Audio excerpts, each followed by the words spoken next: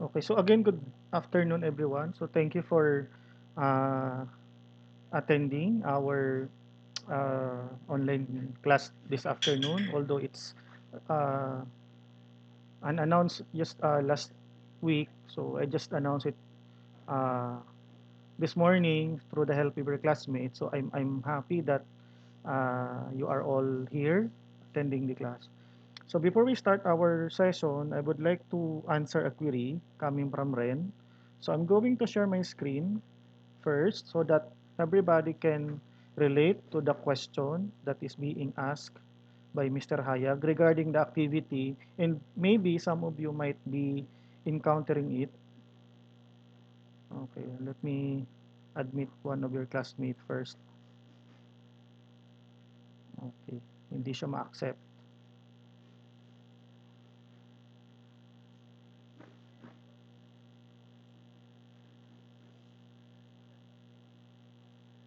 Wait lang. But anyway, I have trouble admitting one of your classmates. Okay, let me refresh my page ha. Please wait for a while.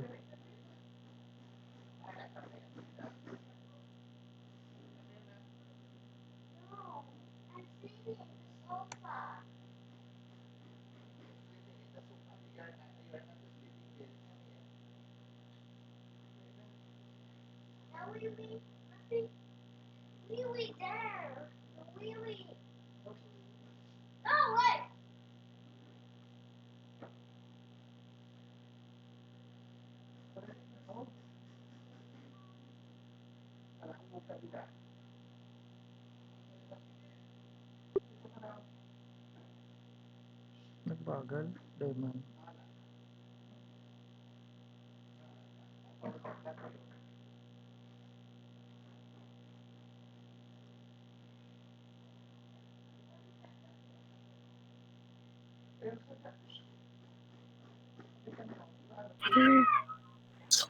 Si Felix na lang. Wait, Felix. Felix, babe. Felix Navidad. Yeah, yes, not bad. Okay, I'm back. May, Address, sir. Hi, sir. Hi, sir. may narinig Hello. ako ah. Tawagan nyo. Uh, I, Nakamute po siya, sir. I'm having...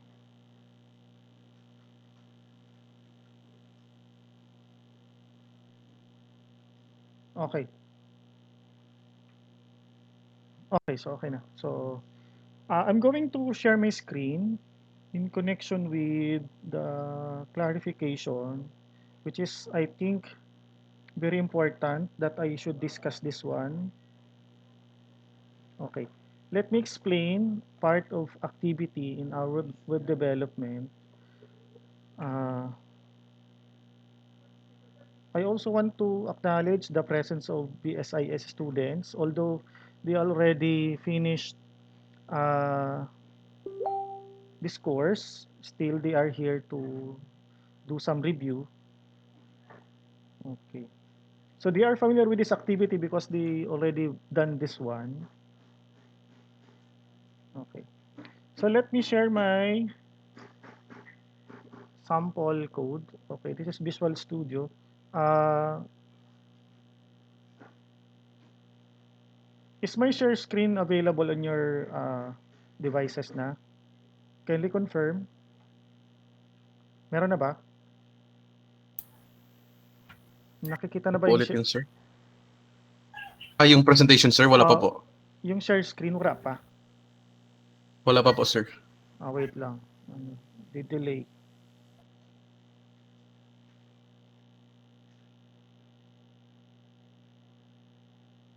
Okay, delay lang talaga. How about now? Wala pa, sir. Okay, wait lang.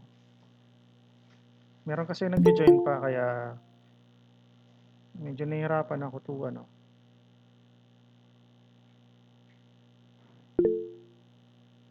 How about now?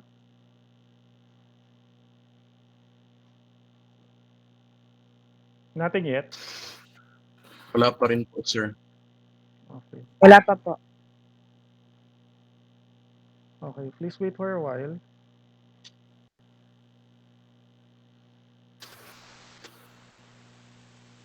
Okay, so regarding with the clarification about the activity, which is the code for uh, maybe some of you might encountering this one already or encountered this already before when you perform the activity. Kindly check if the screen is already on, the shared screen. Okay na po, Yes, sir. sir. Okay na po, sir. Okay, is my code visible? Okay na. Nag-zoom na ba? May nakikita na kayong code? Yes, sir. Okay. By the way, in this activity, this is, I think, activity number 4, if I'm not mistaken. Uh, this is all about getting input coming from the user. So, you when you access the script directly from your browser using localhost, slash, webdev, and task, etc., task number, you will be encountering a parse error because this line here from line number 3, 4, 5, and 7 requires submission coming from a form. So, as you already know that when you develop a web application and you need to perform some calculation that are coming from the user's data or user's input, so you need to develop a form, and on that particular form, you need to add particular controls such as text box. So let me give you an example for that. So this activity is all about getting numeric data coming from a form. So as you can see, we have this form. So our form has two properties, the action and the method. So it also has a table. So the purpose of adding table is for me to be able to properly align the text box and the labels. And we have text box here, the input type text, and it has several property like type, which means this particular input is a text box. If you if you want to make it a button, you use type uh, submit, something like that, or reset. Name is very important because this is the name of the text box, and when you add data to that particular text box, the value coming from the text box will carried by this one, the name of the text box. Just like what we do in Visual Basic or C Sharp. The size, it has three particular digits, and maximum length, three digits, something like that. And one thing that you need to familiar with form is number one is the action. So when you user submit the form, where the values are going to. In this case, all the values that you submitted will be going to process order.php. So make sure the putol ako.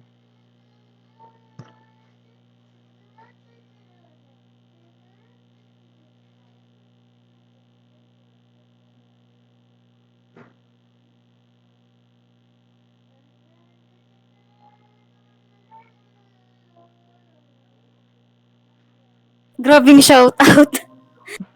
Shout, Shout out. Shout out daw na, sabi ni Jim. shout out kay Sir Elvin Manuel Luces na wara katabi. Hadi na sir. Yeah, din.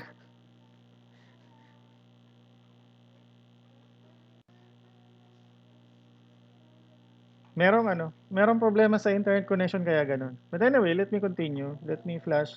So yun, as I mentioned, it's really important that you know where your values will going to. Example, the process order. So let me flash or let me share again my screen. How mo encounter this one? Nagkaroon ng difficulty to display the data. Something like that. Meron ba? Anyone? Kung nahihiya, Wala po, sir. pwede man sa chat box. Sekreto lang natin. Hindi, joke lang. But anyway, so it's really important that you are mentioning where your data will be submitted, something like this. This will, get all the submitted data, this file, process order.php, and the method is post. When you say post, I already mentioned last session that the post is when you submit a data, it will be hidden from the user while get visible from the user's browser, diba? So that's the difference between them. And in some cases, action method are uh, discarded. The only difference between this one and without action is that when you use an action, which means you are going to submit the data coming from, by the way, is my screen already visible? Visible na ba? Yes, sir. Yes, sir. Yes, sir. Po. Okay, okay, ganito. So when this property is present, which means they are looking for the file like this one, process order.php. But sometimes there are certain cases that action properties are not mentioned on the form. So anong ibig sabihin nun? What does it mean? When you process a form, values, and you don't want to mention action, when the user submits the form, the particular order form that HTML expects that it also receives the submitted data. So in basic idea is you are submitting the values on its own file, something like that. So no need to transfer the data from other documents. But the only thing that you need to remember is that when you don't mention any action from a form, your file should be .php, not HTML. In this case, we use .html because we expected that the data that is being submitted is transferred to a PHP file, uh, not on its own, something like that. Do you understand? Naintindihan po? Naintindihan po? Okay, ganito. Let me explain in okay, ganito. Let's repeat the discussion. Okay. Sometimes, when you submit data, you need to uh, submit the data into another file. Let's say, for example, you add action, something like that. Action allows you to identify a file where your submitted data will be received. So, for example, process order that PHP gets, which means yung data na nilagay ko sa text box will be submitted through this file. Pero in some cases, baka makita nyo sa ibang program na hindi nakalagay yung action. So ano nangyayari sa datang sinubmit? Hello? Nandiyan pa ba yung screen ko? Ayun lang. Disconnected na naman.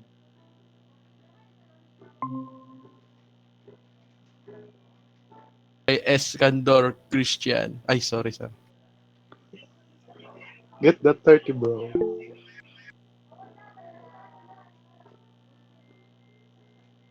Okay. So when you how's my screen? Nakita na ba? How's my screen? Present pa rin? Wala na? Okay. Ay, nako. Meron tayong problema sa internet. Kaya ganun.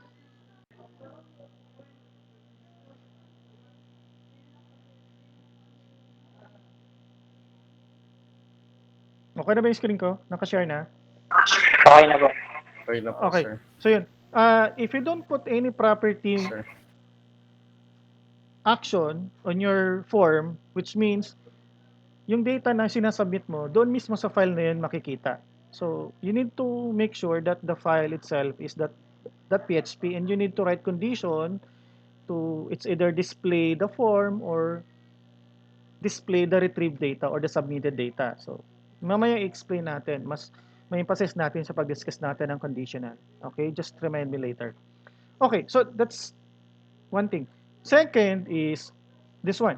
So the lines 3, 4, 5, and 7, you cannot directly run this file, process order.php because it requires submitted data coming from another form. So kaya when you run this directly, it will provide you or displays a parse error saying that there's nothing that is being submitted or this one is not recognized or not set the post variables. So that's thing that you should remember. Okay, and the rest variables and etc. So this is how you define a constant. So that's all. Any other clarification before we start our topic today? Aside from that, meron bang other clarification?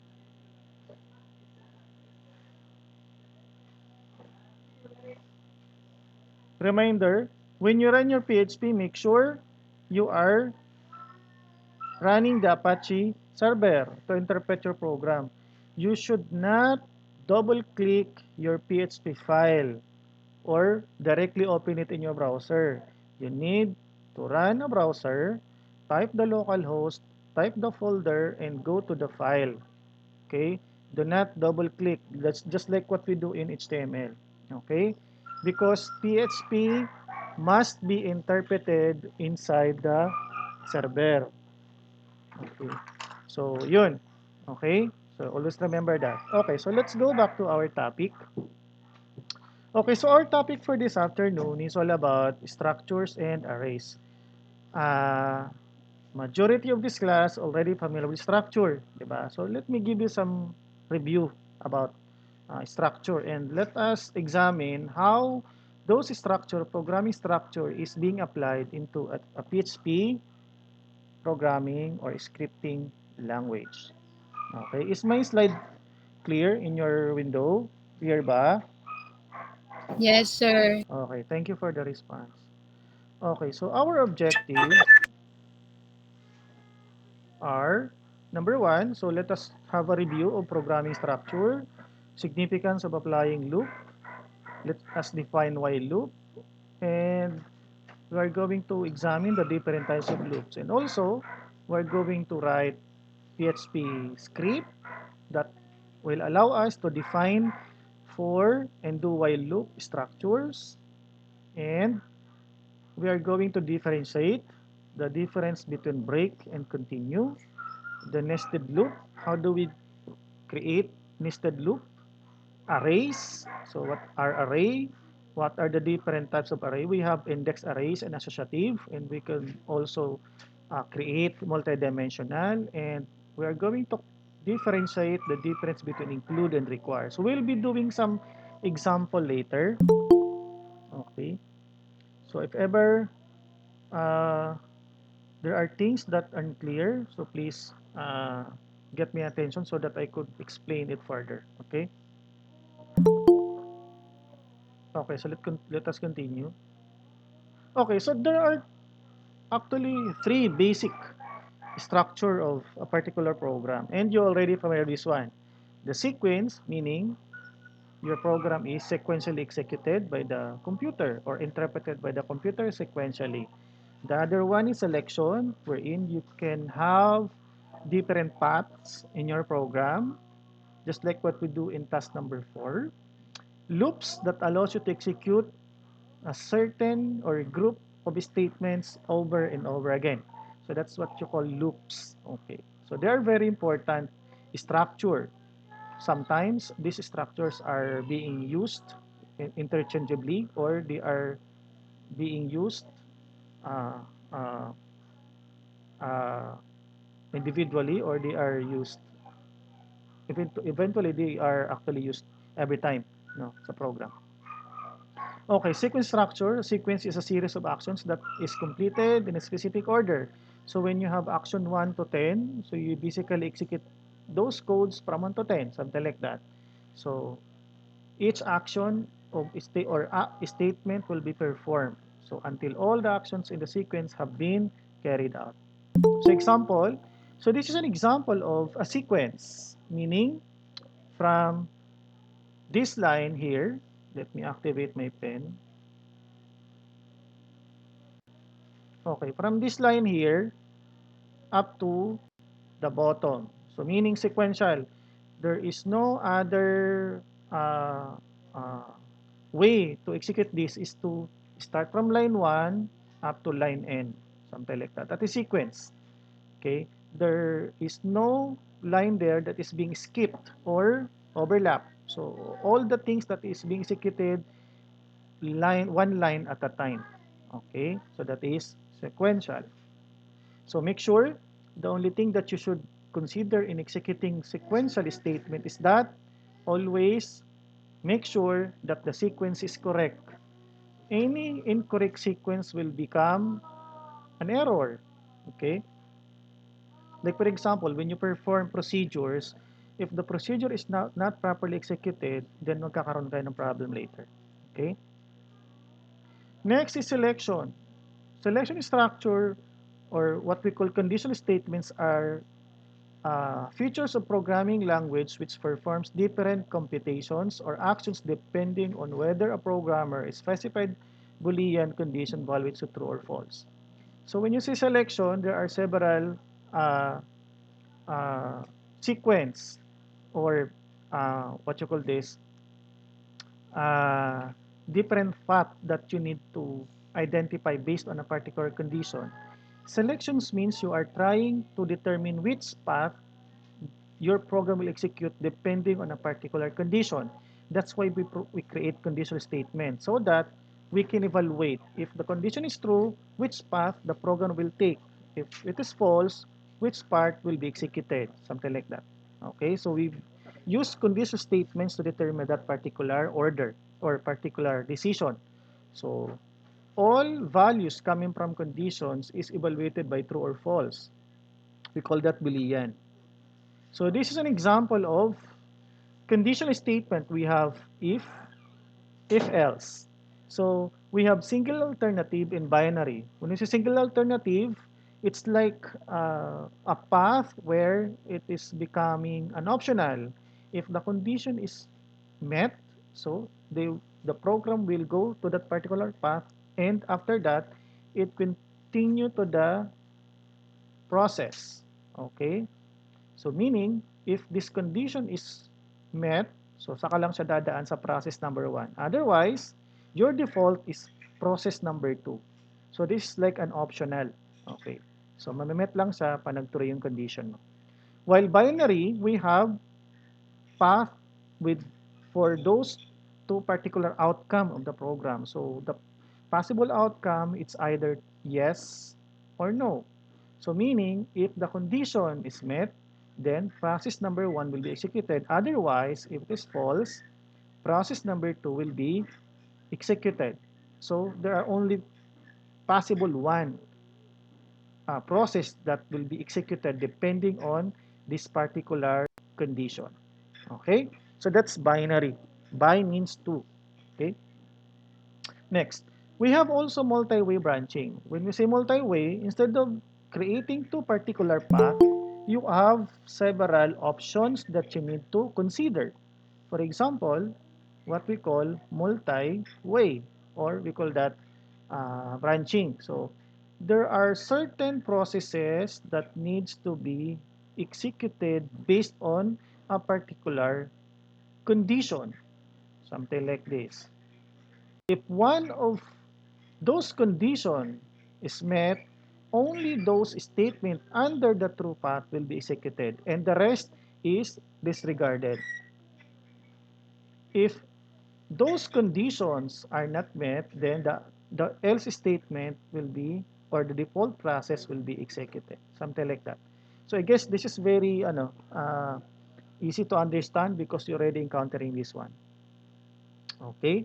Another example of multi-way branching is instead of using condition, you can use switch statement. We call that cases. So this is used when you already identified a particular choice. When do we use condition? When do we use case? We use condition if you are uncertain, unknown. You're just trying to identify particular condition. While switch, you already identify a particular choice or value.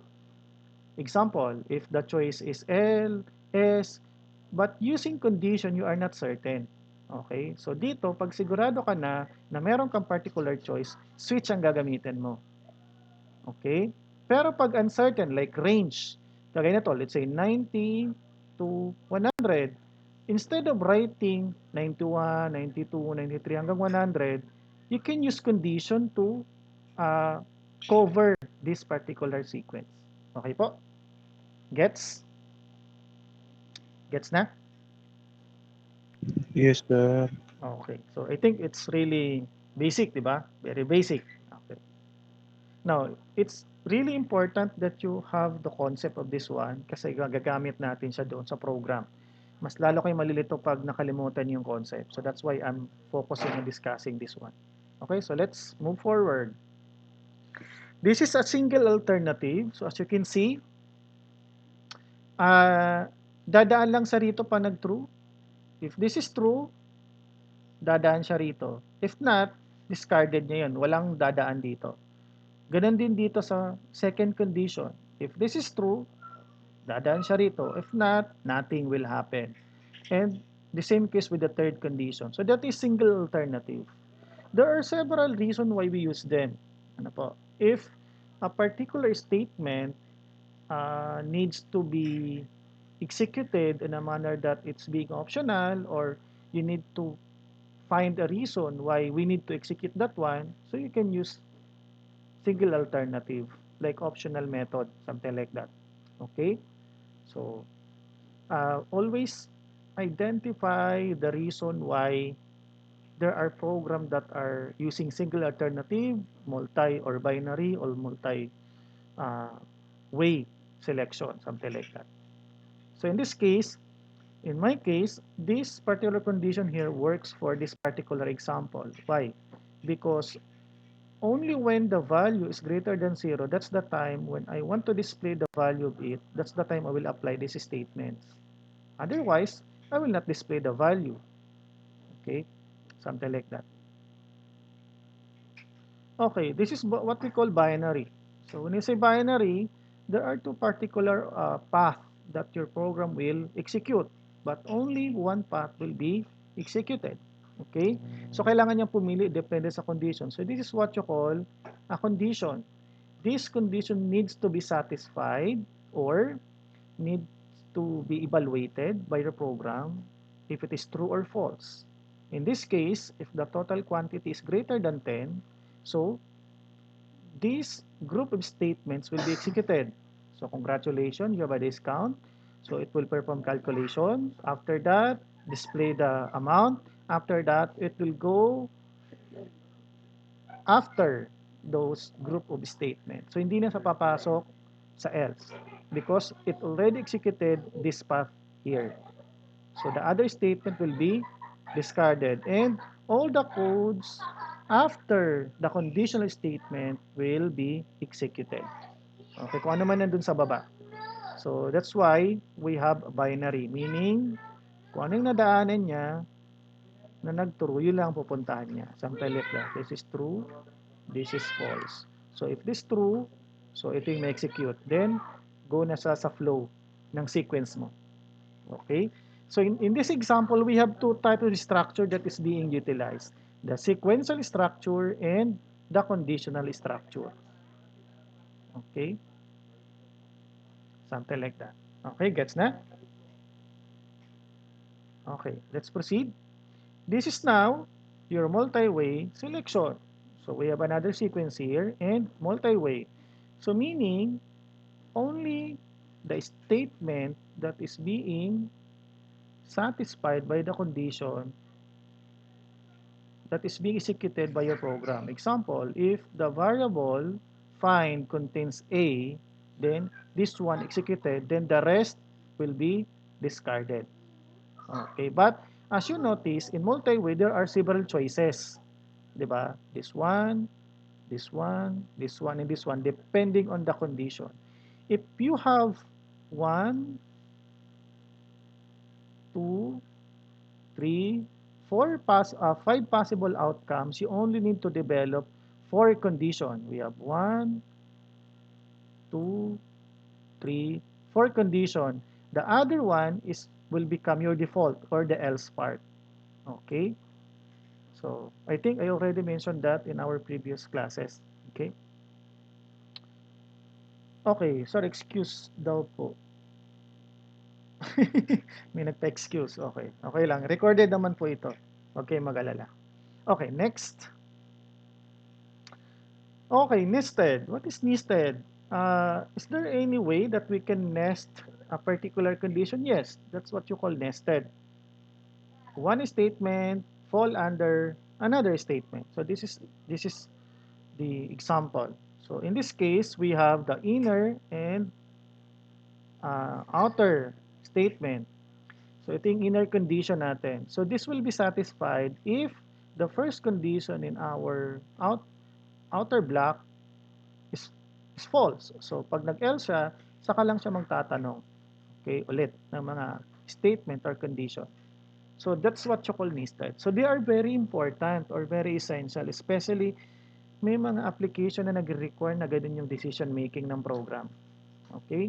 So the condition statement, the selection statement is being made in order for us to provide reordering of sequence of the program. Yung hindi lahat ng program, sequence siya. Kasi hindi lahat naman ng steps dire-diretso. There are certain cases that you need to go to a steps and skip to another step. Something like that. Okay? Okay, switch statement. So I already mentioned this a while ago. When the value of a single variable specifies the number of different choices, it's much cleaner to use the switch statement. So the switch statement compares an expression with the value in each case. So example, okay, this is the selection. It's like conditional, but the difference is you are comparing the value of the case value to the switch value. Example, so this is your switch value. So you are trying to compare the value of this one to the cases. Case number 1, case number 2, number 3, and the default one. Whenever a particular value match the cases, the statement under that will be executed. Notice the statement break. When we say break, after executing this part here, your program will skip the rest of the cases and go to the end of the line. Okay? Because without putting break, it will still continue to execute if it is matched the next case. Okay? Something like that. So always remember to put break whenever a statements need to be stop executing statements in the switch statement. Okay? So when do we use this one? Again, we use this one if we have a familiarity with the values already, like red, blue, green. Other than that, ito na execute. So if ever we have a values like unknown, like range, like we don't have definite idea what will be the input, so you use if statement. Okay? So because switch statement use a pattern matching within the value. Okay? So that's the ano. Okay, so let's have some example using our program. Okay, so let's make another document here. Okay, wait lang. Okay. Let me copy this template. Okay, copy. Okay, let's create a new file. Okay. Okay, let me add my folder here. Uh, Close natin yung folder. Add tayo ng bago.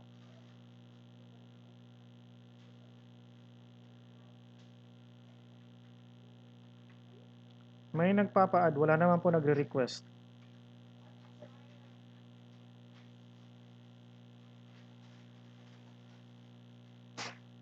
Okay, so let me add a folder.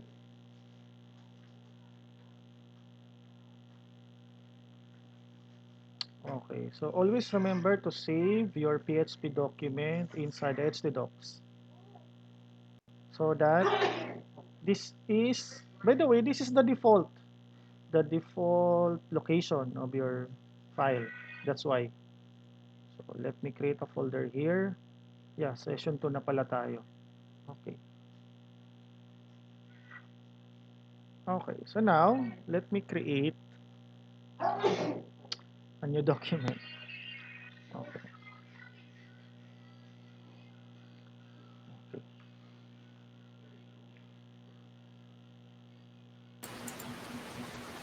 Yes, meron magsasalita. Okay, so let me, let's say, condition that PHP.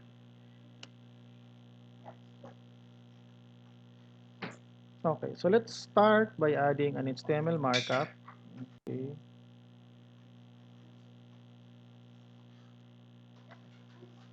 I like my statement indented so that I could easily read. Okay, now let me add some PHP here. Okay, so let me give you an example how we implement conditional statement. So let's say we have a value of color equals, let's say, blue, something like that. Okay, and we have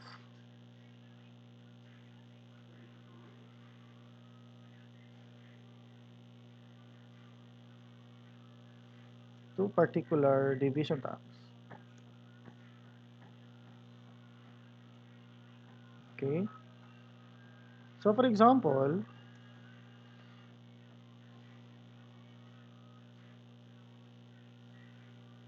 okay, in a particular sequence, we will be expecting that these two division uh, statements will be, or what we call that, tags will be present in our screen. So let me try that one.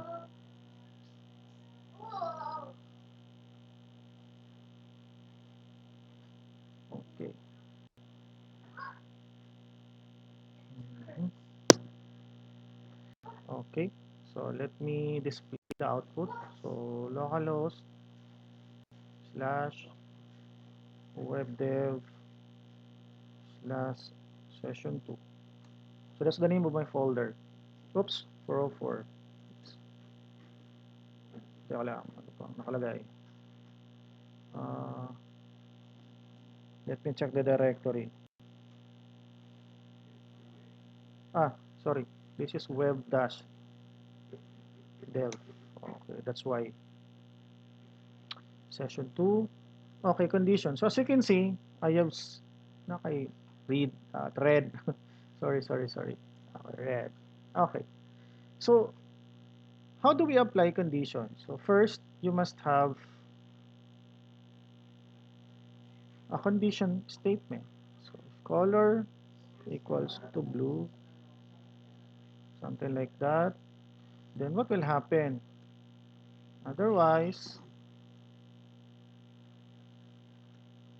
the other one will be executed. So to do that, you need to relocate the statement here, something like that. Okay, so meaning if the condition blue is executed or met, this will be executed. But the problem with PHP and HTML is they are different language. HTML is for markup and PHP is for scripting. So that's why they cannot merge with one another. So the only way to do that is to, it's either you echo it so that it will be rendered to your page, something like this, ganyan. Enclose that to a quotation mark, something like that. Okay, so let's try. Okay, so blue na lang. The other one we discarded. So let us see kung talagang yun ang nangyari. Okay, let me check the source. How do we check? Okay, ito na siya. Page source. So as you can see, I am not seeing the red one. Okay, so let us try. Okay, or instead of, well, let's say red. Try natin red. Okay, right. Okay, so let's go back. Red. Okay, so yun. So that's the purpose of condition. You can also execute. What if there are several lines inside this division tag? So let's say you have let's say let's create a paragraph. Uh,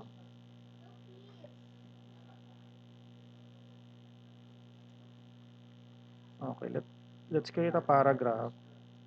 Let's say let's open a Microsoft Word and create a paragraph.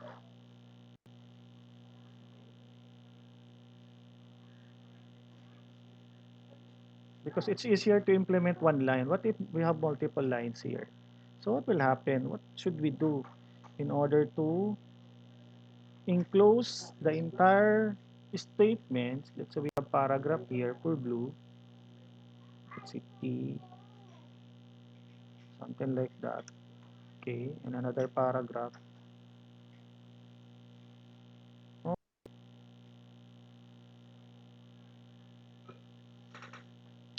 okay, so let's wait for the Microsoft Word. Okay. Okay, so what if we will try to generate. You can also use the lorem ipsum dummy text if you want, but if you don't have any internet, you can use the Microsoft Word because Microsoft Word has this capability of generating paragraphs. I have trouble opening my Microsoft Word. Please wait. Okay, so for example, let's generate a paragraph here. Let's say equals random. Let's say I need two paragraphs, something like that. Okay, enter. Yan. So, copy. Let's create two paragraphs. Paste. So, of course, since two paragraphs to, therefore, this was another paragraph. Okay. And this one is the end of the paragraph. So, yun. So, what if we need to enclose this inside the condition? And it's really hard for us, especially if multiple lines of text needs to be included. Let's make this wrap. Okay, something like that. Okay. So it will become difficult for us to enclose that if the case is like this. See? So how can we simplify this one to include all the contents of the uh, this data or these two paragraphs and this one into the statement under if statement. So to do that, I suggest you closed first the PHP, something like that, so that it will be recognized, but it is still under this condition, and reopen it whenever you need another PHP statement. Naintindihan po? So it means this one is under if statement. So let's start. Let's try. Let's see if we modify the value of color to blue. These three statements will be executed under this one. Okay, so let's go back to our browser. Okay, refresh. Okay, so now we have those statements. So, uh, yun. So, it's really easier to apply this one if you have difficulties using echo. Kasi when you use echo, it's easier if you have one line, two lines, something like that. But if you prefer this method, it's okay, no? So that's nothing wrong with using this one. Okay? So, kailangan nyo lang i-close properly. Kaya lang it's really hard if there are so many of them. So, later makikita natin yung epekto niya. Kasi may example tayo mamaya to dynamic pages using include. So, it's part of our topic. So, that's why, since PHP can be embedded anywhere in your page, so you can just, as strategy, close the PHP first so that this will be recognized as PHP and this will become HTML alone. And since this is a PHP script, so just open another PHP script, something like that. Okay? Gets po? Gets? Gets na? Hello? Hello? Yes, sir. Okay. Sure ha? Sure yan? Sure yan? Sure kayo? Okay. Sure, sir. Okay. So another example is that, let's say for example, let's say class. Let's say style. Let's say style. Let's say color. Diba? Pwede naman ganyan. Okay. Pwede nyo ilagay dito sa loob yung laman ng variable nyo. Let's say color. All you have to do is add another PHP inside your statement. It's really important that in order to recognize PHP variables and other statements, you need to enclose them with the opening and closing PHP script. Diba? Then, echo. We expect that color will be blue. Okay? So, let's try. Of course, it will only apply in our DIB since doon lang natin sa nilagay. So, this requires, ano ha, basic of HTML ha. Okay. So, so expect that this one will become color blue. Okay, so it's now become color blue. Let's see what happened. Source. Okay, so the value of the variable is applied to the CSS, something like that. So that's how powerful scripting is. You can insert them anywhere in your document. So, yun. I guess, naintindihan na, no? Okay. Now, uh, another example is, let's say,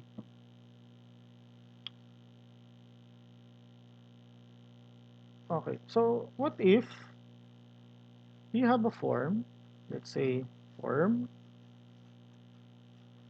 okay, okay, and you have, let's say input, let's say type text, of course, name, name, something like that, name, okay, oops, okay, and of course you need the submit button. Let's put a break to it so that it will become new line. They are something like that. Input type submit, which means whatever the value of the text box name, the name of the text box is name, okay, will be submitted. So let's say method equals post. Okay. Now, as you can see, I never mentioned action. So what will happen to the value of this text box? It will be submitted directly within this page. Okay. So let's try. Which means it will not redirect you to another page. Now, uh, let's say echo natin siya.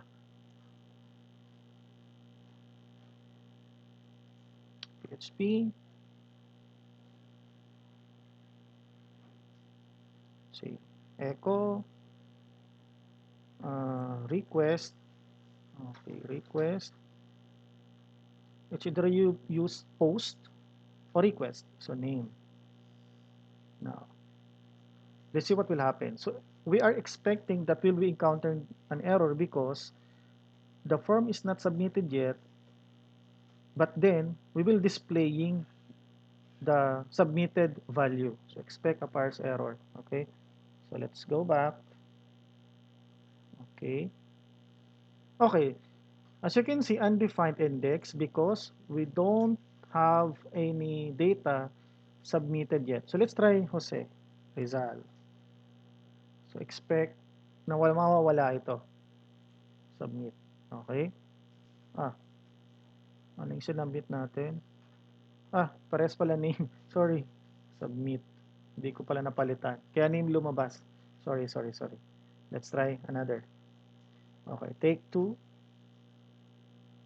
Okay. So, Jose Rizal.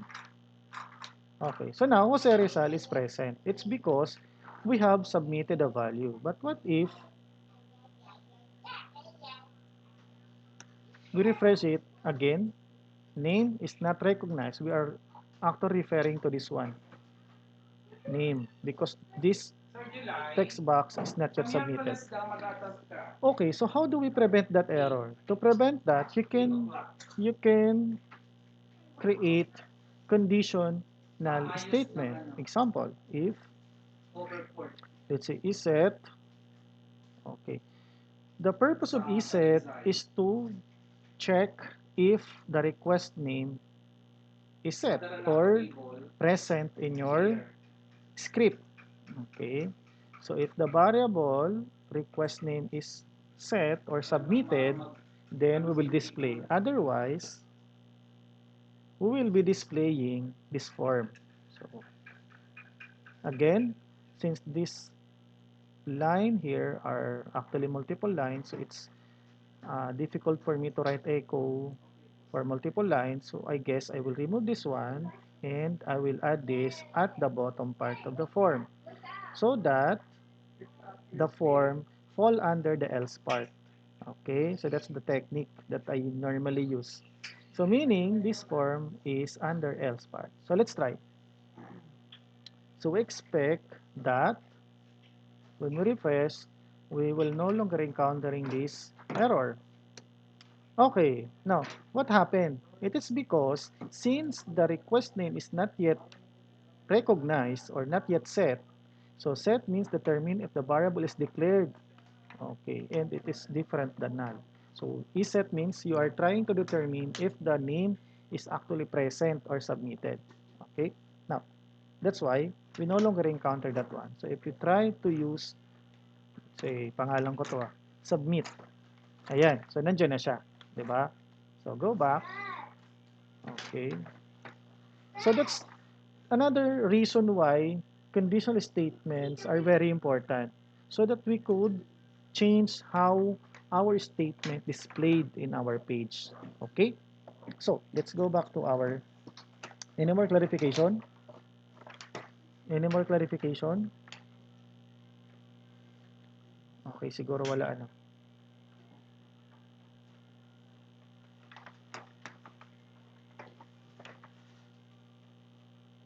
Okay lang? Okay. Next. Okay, repetition. Okay, what is repetition? So again, repetition is all about looping. Looping or iteration. Looping is a process of repeatedly executing one or more steps of an algorithm or program. It is essential in programming as most program perform repetitious tasks. Okay, so it's really hard for us to execute statements from one to another, and those statements are repeatedly displayed, 'di ba?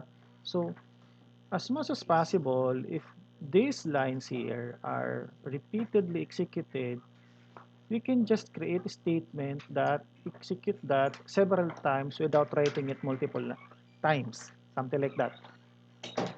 Naintindihan po? Naintindihan? That's what you call loop. Meaning, you try to execute a particular line in a specific number of times. Okay?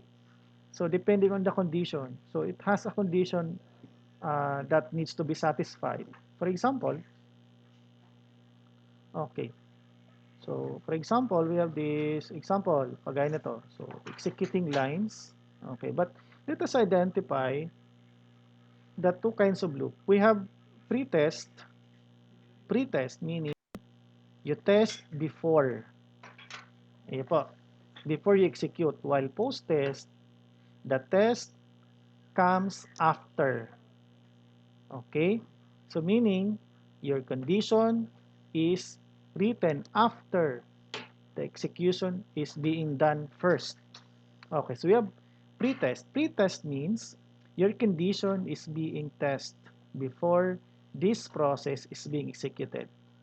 Okay, but if the condition falls down to false, then it will statements will be ignored. Okay, So the condition is tested first. If it is evaluated to true, execution moves to the loop process. Papasok siya.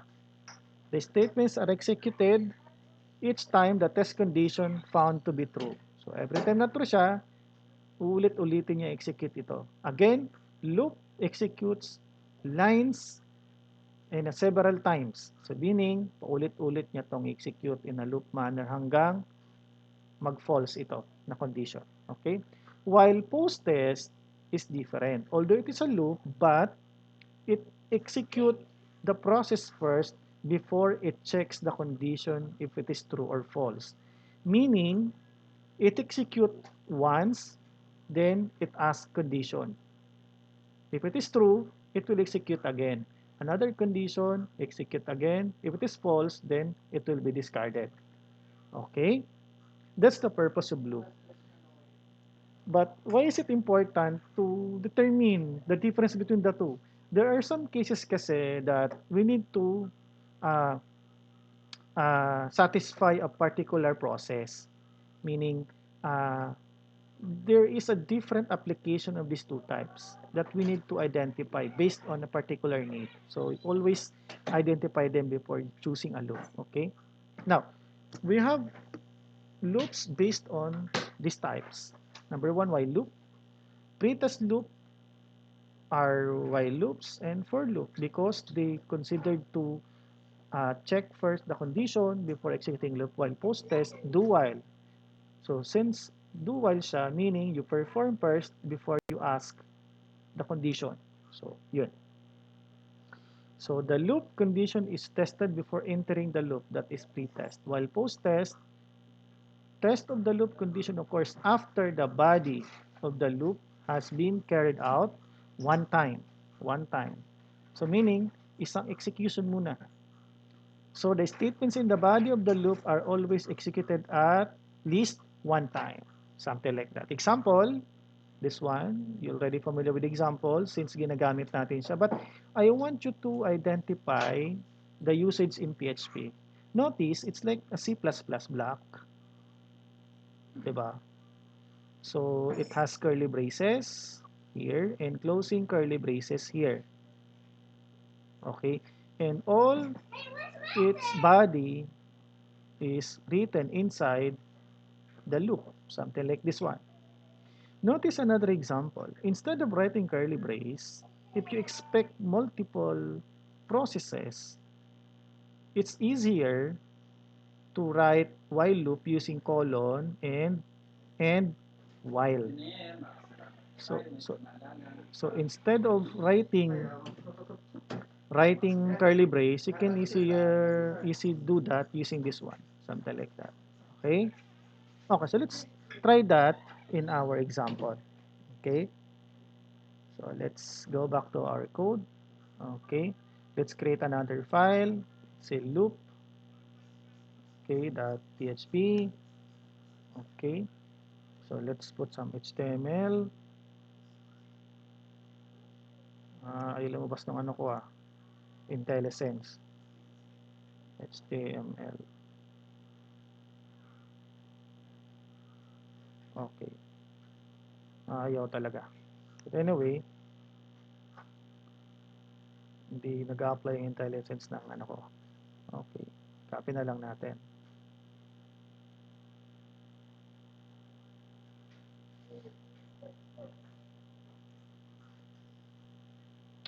Okay, so to be able to appreciate looping, let's create a table first. Okay, let's say, I think you are familiar with tables, di ba?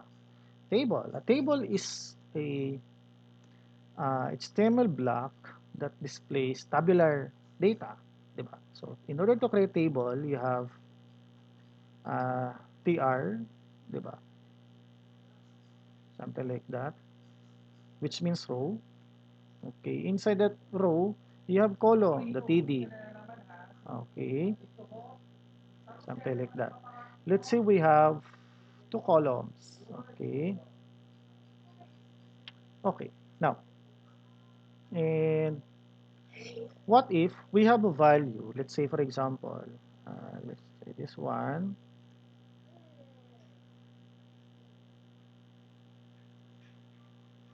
Okay, so let's this one, let's say number,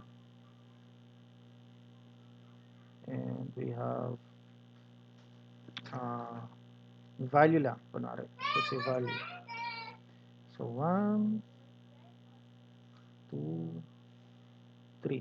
Let's say this one, let's say 1 times 2 equals 2. 1 times 2, 2 times 2 equals 4. 3 times 2 equals 6, something like that. So let's try rendering that to our page. Okay. Okay, this is now our loop. So as you can see, we have 3 rows and 2 columns. So 1 times 2, 2. What if we are requested to develop a script that execute this for another 10 times? So of course, we can just copy and paste, and it will take us a lot of time. So in order to make this dynamic, we can just remove this one and execute this multiple times. So let's try. So PHP. Okay, let's create a variable. Okay, for that, let's say I equals 1. Okay, then value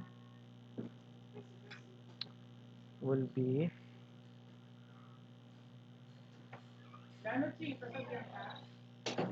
this is 0, something like that. Or you just put them inside the loop.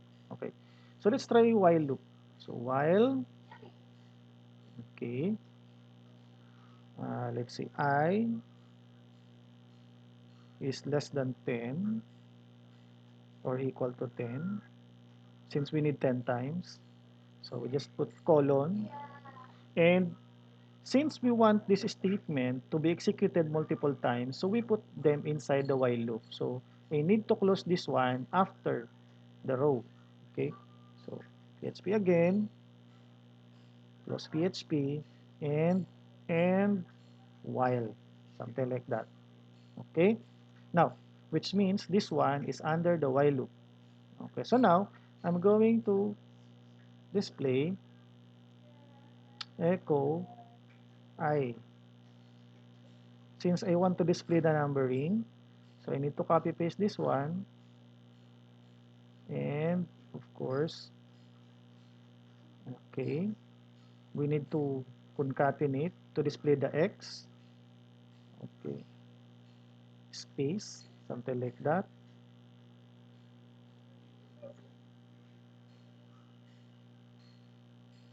Okay, let me review the output. Okay, lahat siya 2, no? So 2, okay. But anyway, let's just ignore since display lang naman sa static na siya. So let us replace this one. Okay, it's not practical to put them inside the echo. So this one is very important. The value will be changed after each loop. So let us echo times 2. Okay. Multiplication, sorry. Okay. So yun. Let's put parentheses. Okay. Something like that. So now we expect that every time that this loop execute, it will display the value of I, the times 2, and the value or the product of I times 2. Now, another thing that you should always remember is that when you create a loop, you need to make sure that after executing 10 times, this value here, condition here, needs to be false. So in order to do that, we need to make sure that every time this execute, we increment I by 1. Okay? So that's what you call counter. Okay? Plus plus.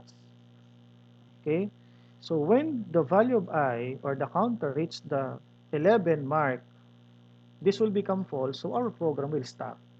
So this will also allows us to uh, minimize the the idea of infinite loop because we have this condition needs to be satisfied and this will update the value of I to make this one false after it reach 11.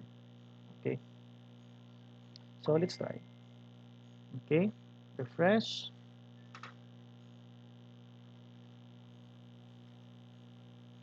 Okay, so now we have satisfied the condition.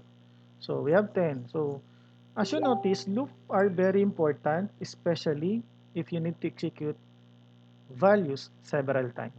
Okay, so that's the purpose of loop.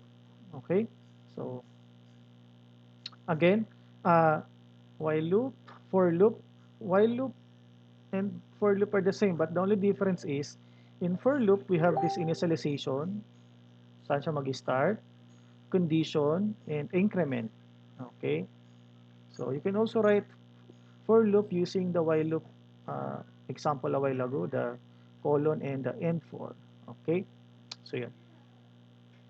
Do while, as you notice, statement or process are executed first before it checks the condition. So notice the syntax. So it has a condition after the closing curly brace, followed by the keyword while, condition, and the semicolon. Okay? So yun. That's the basic syntax of our loops. Okay? Okay, tanong. Break or continue? Okay, so meron ditong magjowa. Magbe-break o mag-continue? Anong pinagkaiba? Yung isa, stop na. Yung isa, move forward. Ganon siya. Ganon siya. Okay? So, meron magre-react dyan. Malamang. So, what's the difference?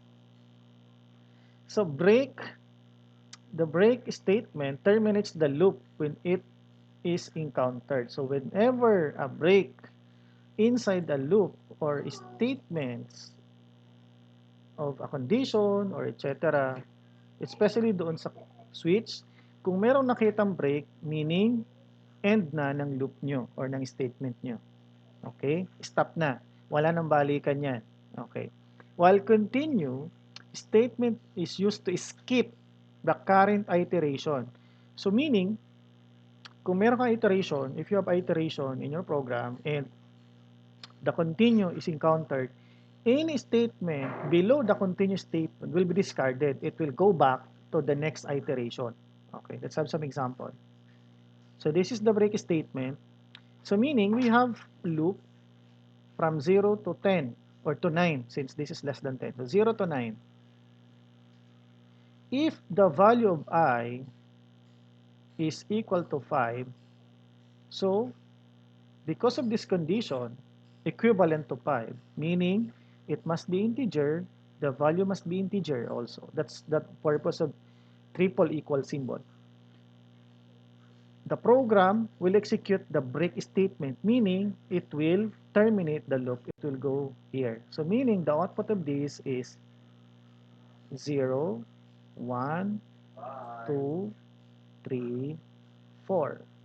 This number 5, bakit hindi kasama yung number 5? Kasi hindi na siya umabot dito sa pag-display. Madi-display mo lang 0 to 4. Gets? Because of break, it will terminate execution of loop. Hindi na sa papasok ng 6, 7, 8, and 9. Okay? Gets? Gets po? Hello? Nandiyan pa ba kayo? Okay. Naiintindihan? Okay na. Sir. Okay, thank you. Next, how about continue? So, ibig sabihin ng continue, skip siya and perform next iteration. So, we have 0 to 9. Now, what will happen to this one? Notice the following condition. Okay. By the way, we have 0 to 9. Okay. Notice the following condition. If the value of I, percent to meaning modulus, is equivalent to 0, ibig sabihin when you divide the value of I by 2 and the remainder is 0, continue. Meaning, proceed sa uli pabalik sa loop. So, hindi niya i-display any value that is divisible by 2. Okay, so what will happen to that? It will display, okay, So 0 divisible by 0 is 0. So what will be 1, 3, kasi ang 2 ay divisible by 2, ang 4 ay divisible by 2, so 5, 7, 9, something like that. Why is that? What happened to 2, 4, 6, 8? Ano nangyari sa kanila? Since they are divisible by 2, continue means babalik na sa for loop, hindi na siya magde-display. Discarded na ito pag divisible by 2. Nakuha po yung pinagkaiba. Opo, Ren, sir. Ren, kumusta sa Krusty Krabs? Okay. So, yun. Nakuha po yung pinagkaiba. So, yun. Nested loop, a loop within another loop. So, places one loop inside another loop. I think you're familiar with this one. So, discard na natin yan. Example, how do we execute inner loop? So, for example, we have 1, 2, 3. Yeah, 3. So, what if may inner loop pa tayong another 1, 2, 3? So, may inner loop tayo. This is inner loop. This is loop number 1. Let's say X and Y. So 1, 2, 3. The execution of that will be, you are going to execute the value of X, first loop, followed by the value of Y, 1, Y2, Y3. Meaning, when you execute a loop, since this is 1, 2, 3, yung outer loop mo, execute niyo 1, di ba? Papasok siya sa inner loop. Uubusin niyo yung another 3, di ba? Kaya x1, y1, y2, y3. Pagkatapos nung last execution ng inner loop mo, babalik na naman siya sa x2. This is y1 uli, y2 uli, y3. Then x2 na naman, 3. Another y1, y2, y3. That's inner loop means. Okay? Which means this will be executed 3 times because of the outer loop. Okay? Gets? Just like in this example. Diba? So, okay? Gets? Yes, sir. Saan madalas ginagamit? Siguro na-imagine nyo yung record na may mga sub-record or sub-menu, something like that. Diba? So, I guess, self-explanatory. You will be encountering this one sa mga sunod na mga araw. Promise yan. Okay. Wow, array. So, array. This is basically storing values, meaning value, values, hindi value, meaning marami, in one variable. So, that's what you call array. So, we have a variable and we have array. No, array. Array is a variable that can store multiple values at the same type. Okay? Same type yon. So, meaning pag integer, dapat integer lang. Okay? Now, notice, we use like this one, variable name followed by the keyword array and parentheses. Okay? So, example, scores array. So, 1, 2, 3, where scores is the name of the array. Array is the keyword to set array values, and this one are your values. Okay? Another way to declare or initialize an array is that you declare the name of the array using bracket. Pwede yun. Ano po? So, scores. So, 1, 2, 3. So, by the way, you can use bar dump to display the contents of the array. Okay, example, pag ginawa mo yung bar dump, lalabas, we have array with 3 values, something like this, 3. Ito yung mga laman niya. And dinidescribe nyo din kung anong type ng array na yon. Integer yung laman niya. This one is what you call index. So let me explain this one further. When you create an array, let's say X, at ginamit mo 80, 84, 86, 98, 87, 94, ano nangyayari sa kanya sa computer? This will become your elements. Okay? This one. Elements yan. 80, elements mo yan. 80, 84, 86, 98, 87, 94. And yung numbering, that's what you call index. Okay? Index. Index type array. Pag sinabing index type array, lahat ng value sa array mo, may label niya ng 0, 1, 2, up to n. Depende sa size. Kung meron kang array na 10, parating minus 1 yan. Kaya magiging 9. Why? Kasi mag-i-start siya ng 0 to 9. Okay? Gets? Gets na? So, paano naman i-display yung laman ng array? All you have to do is to call the array name followed by a bracket followed by the index. Let's say, you want to display this one, 98. So, yung 98 natin nasa index number 3. So, therefore, x bracket 3. Okay? Then, of course, echo. Okay po? Okay na? Okay? Hello? Okay. Take note ha. Okay daw. Okay. Next. Okay. One of, I think, most used way of displaying an array, since we have 6 elements here, 0, 1, 2, 3, 1, 2, 3, 4, 5, 6 elements of an array here, it's really parang not practical to echo this 6 times, di ba? Something like this. So let's try another example. Okay. Okay. So let's say, for example, let's create another. So let's call this loop array dot php. Okay. So wag na tayo maglagay ng So php. Okay. Let's try. Let's say, for example, grades. Okay. Equals, let's say, 89, 98, 84, 94, 82, something like that.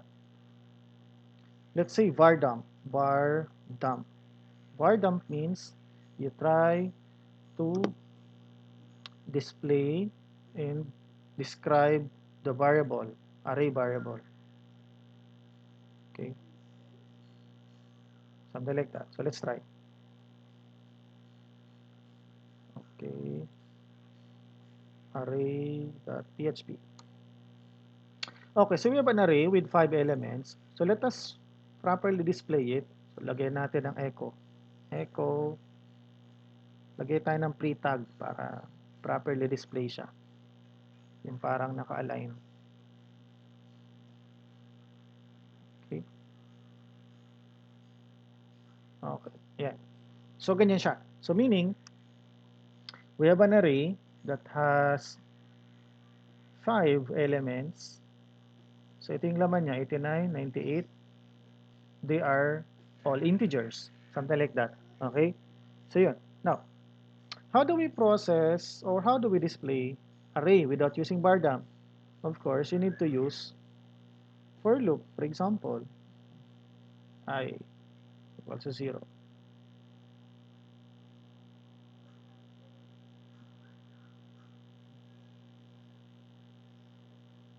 I is less than 5.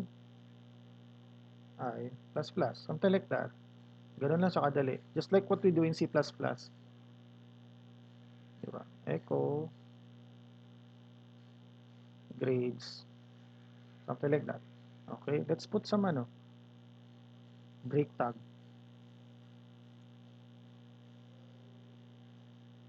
Okay, para hiwa-hiwala yung number. Something like that. Okay, hindi na close. Okay, so let's try to display that. Oops, string conversion. So, echo natin, convert natin sa string.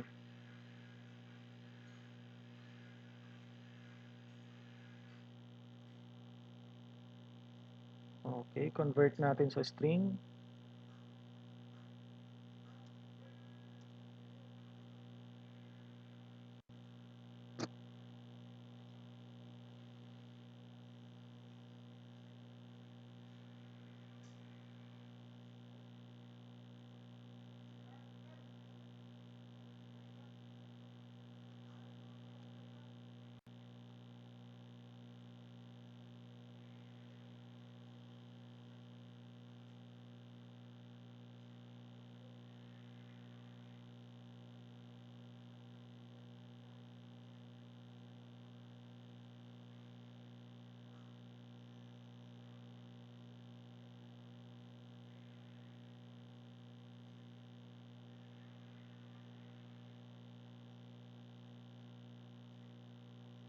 Ayaw niya mag-display.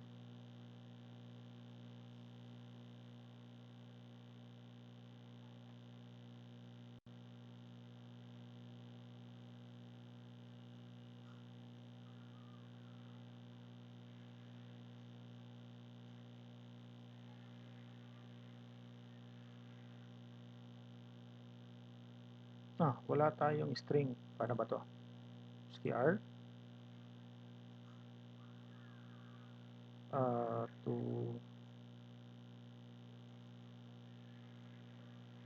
ako lang.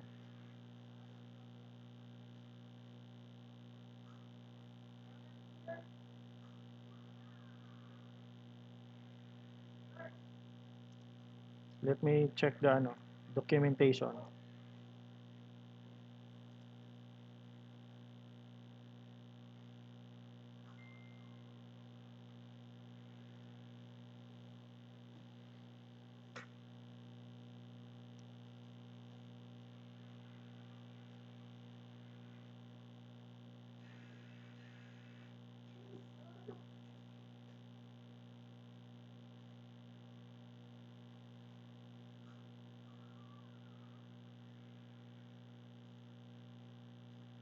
Sorry, nakalimutan ko pala yung ay, kaya siguro ganun. Kasi hindi pwedeng i-display yung array ng tawag nito, what you call that, without converting them. Kaya ganun. So, kaya tayo. Okay, so yun na siya. 89, 98, 84. So that's how you display. But we can actually, kasi what if we have unknown size? We can just put siguro, grades dot length, parehas nung 'di ba? Something like that. Okay. I think it doesn't work. Len, siguro len. str len.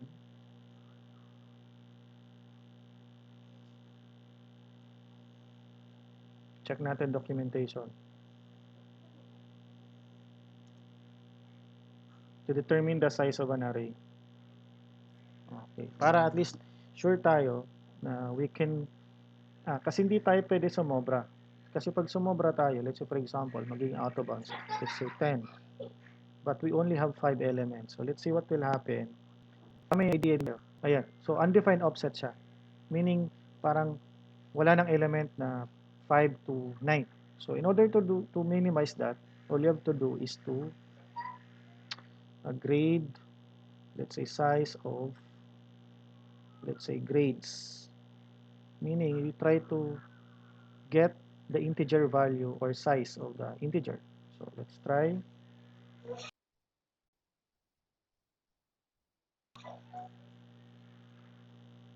Okay, so yan. Kahit ilan lagay mo, okay lang. But I think there's an easy way to process array display, and that's what you call for each. So let's try to discuss that. Okay, for each loop is used to access elements of an array quickly without performing initialization, testing, and incrementation. What I'm referring to is this one. Without referring to initialization, saan sa magsisimula, ano ba yung size condition niya, at incrementation. To do that, you need to use for each. The working of for each loop is to do something for every element rather than doing something a number of times. Anong pinagkaiba? Doing something for every element, which means you are trying to access each element. Okay? Rather than executing them multiple times. Meaning, pinoprocess mo each element rather than executing them multiple times. So let's try. Ang purpose ng for each is just identifying the contents. So ang pinagkaiba niyan sa for each loop, ini-execute niya number of times yung statement. While for each, may gagawin siyang process sa element ng array. Kaya nga, do something. No. Do something for each element rather than doing something a number of times. Okay? So, what's the syntax? So, just put the array name as element. So let's try. So we have an array, let's say grades, diba? So tawagin natin siyang as grade. Okay? Instead of doing that, kukuha ka ng element to just display the variable. Okay? Sorry. May as pa ba yun? Yeah, may as pa. What happened? For each, sorry. For each. Okay, yun. Okay, instead of for each na siya. Okay. So, yun, the same pa rin naman siya. Kasi in-access natin yung data, di ba? Or you can just put colon and for each, something like that. Okay? So, now the difference now is you try to manipulate the contents of the element, di ba? Instead of using the bracket, etc. So, it's easier to use for each loop. Okay? So, that's the purpose of for each loop. We will have examples of that siguro sa mga susunod pang mga araw. Okay? Especially, you are trying to access objects coming from database, and that object is composed of maybe composed of an array values. So, for each ang gagamitin natin. Okay? Okay, so we have associative array. Yung example natin before is index type. Pag sinabing index, may numbering. But what if we can create a name for that element? So an associative array that allows you to keep track of elements by names rather than numbers. Previously, we have an array. This is what you call index, right? Wait lang. Okay. This is what you call index. Ayan. Index yan, di ba? 0, 1. So what if pangalanan natin siya? This is for Jose. This is for Juan. This is for Pedro. And so on and so forth. So that is what you call associative array. Meaning, you try to name each element instead of numbers. You use the keyword that you assign to them. So ang tawag natin sa mga key. Example, age, we have, this is the key. This is the value, and this is the key element. So this is the value, this is the key element. So pag tinawag mo si Peter, ang lalabas 35. Okay, example, so age, Peter. Instead of lalabas Peter lang, it will display 35. So that's what you call associative array. So in order to do that, ganito siya ginagawa. So we have, let's say, this is for Juan. Okay. Ganyan. This is for Jose. If your name is string, di ba? Ganyan. Oops. This is for Pedro.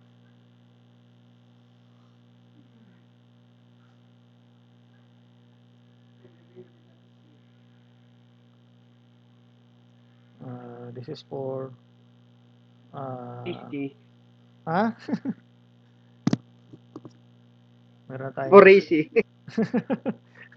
yung madali-dali. Rose na lang. Okay. James, sir, James. James na lang daw. James. Ito, parati ko nakikita si James diyan sa labas. At tabunan pa sa ako, alas 6 pa lang, nasa labas na. Baka may, Buwasan si CDI. oo, base may ano to, may rank. Okay. Okay. Okay, so that's how you declare associative array. Ano po? Okay. Yes, sir.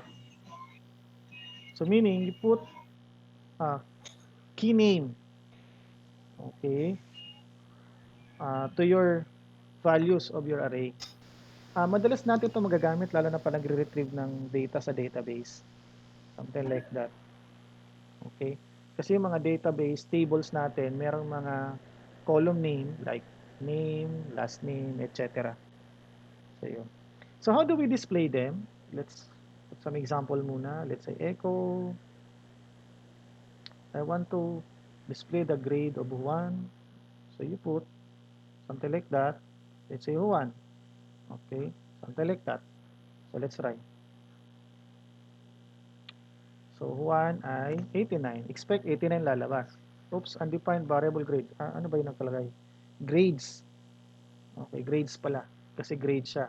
Wala na tayo sa for each. Grades. Okay. Okay, so 89. So what if gagamit naman tayo ng for each? Okay? So to do that, since dalawa na value natin, 'di ba? Meron tayong key, meron pa tayong value. So kung for each naman siya, for each, okay, gagawa tayo ng variable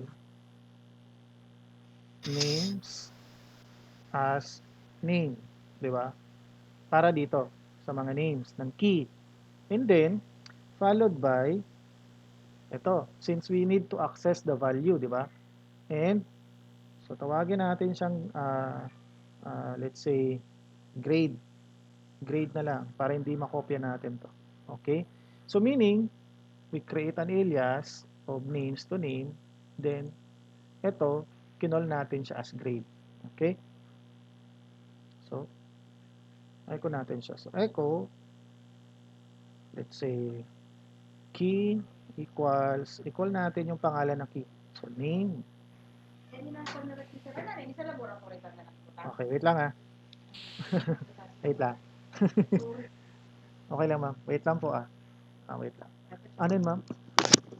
Amo ni pa nilagay? Oo, amo nang nilagay niya. Tapos sa hapon na lang daw ang Ang rin ma'am. ang orientation.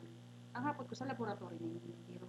Ay sa Wednesday pala, tutaraw ng ang sound system sa akin. May may award din kang Wala mang problema ma'am sa lab. Basta oo. ayos ko na lang dapat 25. Ayun po ma'am kay Joven. Di ko pala nasabihan kan Sabado si Joven para nag-start na siya. Sa lab na lang yung biro. Amo na ko na yun. Basahon ko ni ma'am. Di ko naintindihan. Basahon ko na lang po. Ayun po ma'am. Okay lang po ma'am. Ma'am yung itong managing sana ito. Ako sa natin. Kaya ako na ma-discuss. Muli, na. Ako dito. Discuss na ngayon ako. Sige po. Okay. Okay. So yun. Yun. We just need to display the name or the key. Okay. Ang purpose ko lang naman para ma-figure out natin kung kanino yung grade. Di ba? Let's say once lagyan naman natin ng once grade is okay, something like that. That to concatenate, so we call the grade, something like that. Okay, let's put some dito na lang sa baba, echo, para may break tayo. Break that. Okay, something like that. So we're expecting that let's say siguro tanggalan na lang natin itong key. So one's name, Jose's grade pala. Jose's grade, one's grade is something like that. So let's try. Oh, oops, undefined variable names. Let's try. Baka hindi names. Names. Ano ba yung pangalan natin dito? Pinangalan natin as name. Okay. Paano ba to? Hindi natin ma-point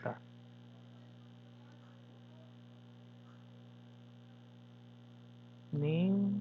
Okay naman Grade undefined name. Asan yung name? Names. Okay. Value. Teka, check natin. 35. Name.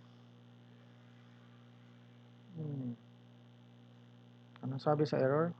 Let's identify variable names supplied for each group. Invalid argument. Okay. Baka iba ng version natin dito. Grades. Okay.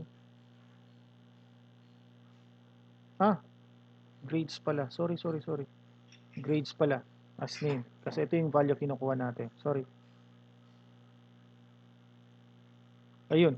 So, one's grade is 89, Jose's grade is 98. So, bale, what happened was, we call the variable, the array name, and called it as name, but we try to name first the key followed by the value. Okay? So parang nag-create tayo ng alias, nung grades, tinawag natin yung name, ito, and tinawag natin yung value ng key as grade. So, kaya, ganyan siya. Okay? So, that's associative array. Okay, so ito na nga yung example. Okay. Okay, hindi pa tayo tapos Okay. Another topic, actually hindi na ako nakagawa ng kanina ko lang ginawa yung slide. Balik tayo sa pinaka-tok-tok ng topic. Okay. Okay, so aside from that, we will be okay, multidimensional. Siguro next time na lang. Include versus require. Ano ba yung pinagkaiba ng require? Okay, let me explain this by giving you an example. So let's say, nandiyan pa ba kayo? Okay lang? Nandiyan pa ba? Nandiyan pa Yes, ba? sir. Okay, so let me give you an Dito example pa po. Yes, sir. about this one. Okay, so let's say we have a website. Ito, meron ako ditong dinownload na template kanina to further explain what matawag natin dito. Let's say, hanapin ko lang so that I could implement this one. Wait lang hanapin ko lang. Parang may website yun eh. My website. Oops, wala. Saan na ba yun?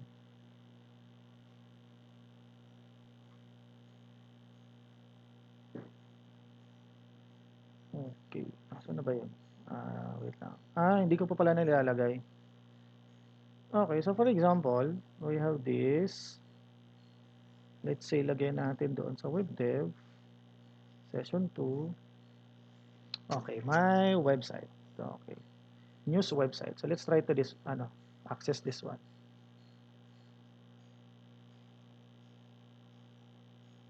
Okay, session 2. Kasi mas magigets nyo yung include sa require. Lalo na pag gumagawa na kayo ng mga application na meron kayong ginagamit na template. Okay. So this is how we convert static to dynamic. Okay, so let's example, we have this one.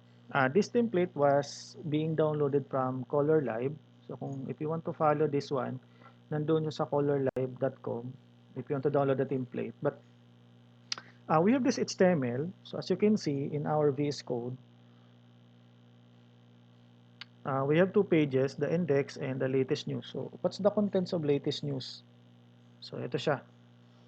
So pag may specific news ka nang titingnan, ito na yung lalabas na page mo. Ayan, nandiyan na yung content niya, no?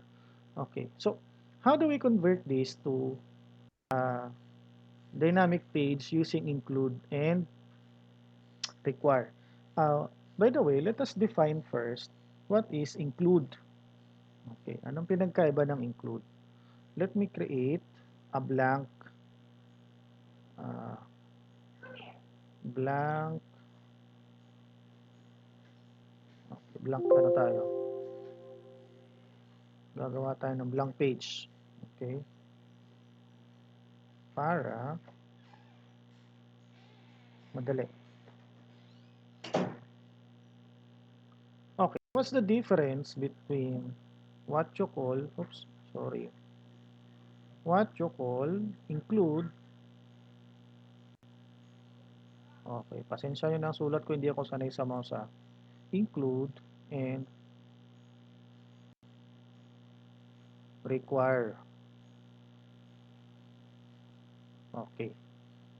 Pag sinabing include, from the word itself include mo siya. Anong ibig sabihin nun? Yung parang, pag meron kang hiniwalay na content, gusto mong isama or emerge doon sa existing content mo.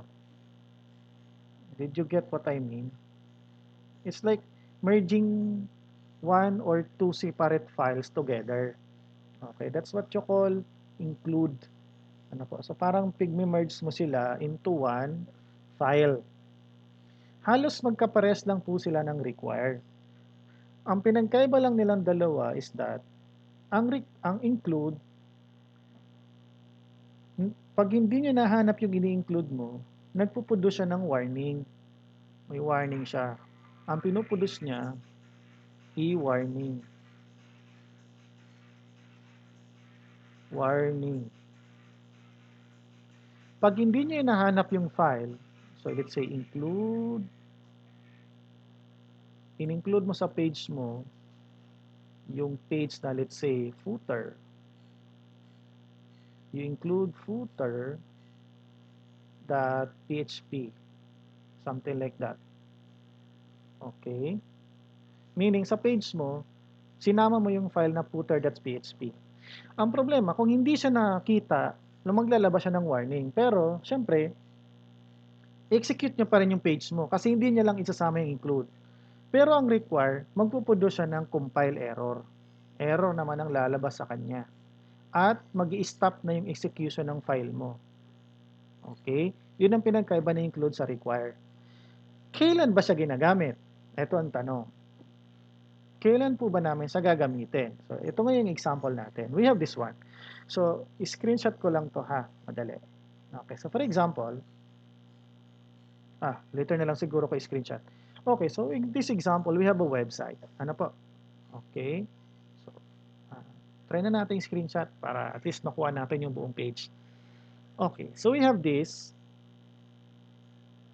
particular page, no? So, it contains a lot of content. So, i-save natin para masaya. Tapos, explain ko sa inyo pinagkaiba. Okay. Okay. Tapos, open natin siya sa Paint para ma-explain ko. Pwede naman pala rito. Okay, so for example, we have this file. Now, as you notice, this one is your index file. Okay lang ba? Naintindihan ba? Gets? Naintindihan? Hello? Naririnig pa ako? Yes, sir. Okay. So, ito yung index. And then, close natin to ha. Ito naman yung news. Okay. Ito naman yung news. Okay. Diba? So, sa tingin nyo, anong pinagkaiba ng dalawang pages? Wala silang masyadong pinagkaiba kasi consistent siya except sa content. Ito. Gets nyo? I-screenshot natin para ma-differentiate natin. Screenshot natin siya para ma-differentiate natin. Okay, save natin siya. Okay, so let's browse those files. Okay.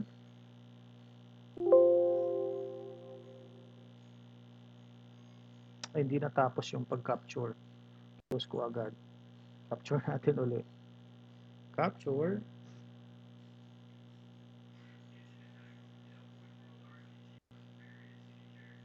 Okay, ayun na no. Okay, save natin siya. Ayun, okay na. Ngayon, okay, pakita ko sa inyo yung pinagkaiba. This is page number 1.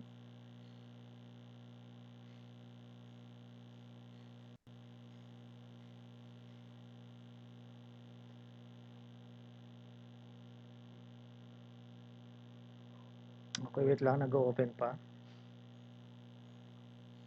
Okay, so this is page number 1. So as you can see, ayan siya. So as you can see, all the website contents are present in the index section. So meron tayong highlight ng news. Okay, meron tayong what's new, etc. And this is the second document.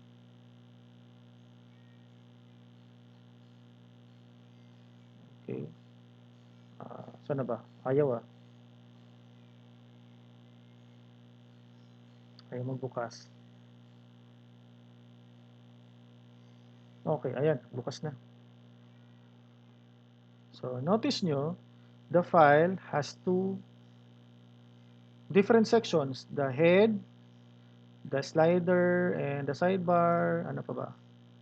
And so on, the footer. And this one, the second file.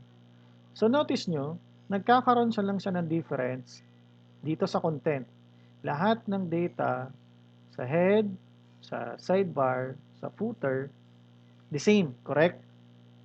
Tama, no? So, in web development, ang ginagawa namin dito, Wala po, sir. ha? Wala kayo nakita? Wala Meron? po yung presentation. Wala, sir. Wala? Walang nakashare na ano? Yung picture? Wala po, wala po. Yung picture? Di ba nandyan? Wala po, sir. Wala? Wala Precision po. po, sir.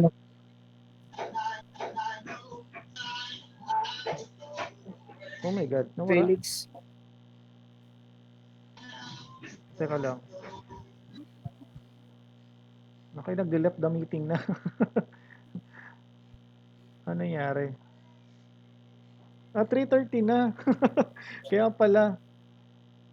Okay. Nagsisiwalaan na. Sige, resume natin. Resume presentation. Meron Billy! ba? Billy! Billy! Billy! Hoy! Sino yun? Ano nangyari Diyan doon? po, sir. Kala ko, sir, naka-open. Ayaw ito, sir. Ha? Okay, okay lang, okay lang.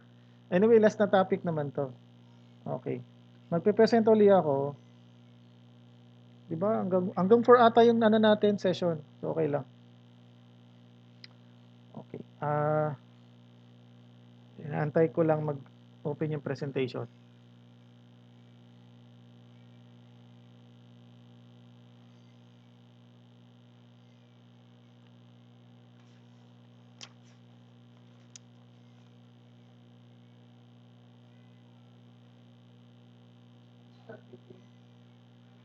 Wala pa? Wala pa. Ito na. Lumabas na. Okay. Paki-confirm kung meron na. Wala pa rin po, sir. Wait lang. Lalabas na yun. Malapit na.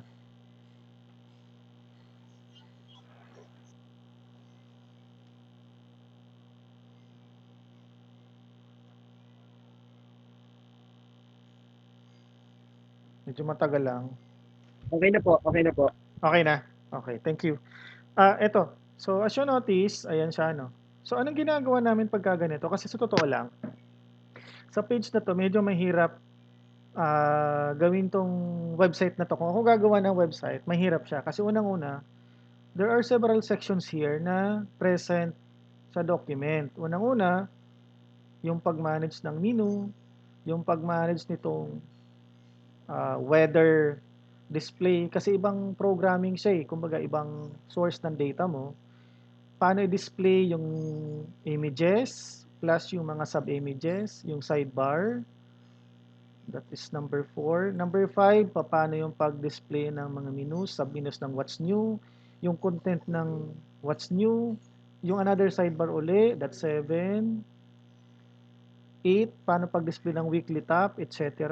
And so on. Medyo maraming processes. Kumbaga maraming programming and logical involved doon sa page, di ba?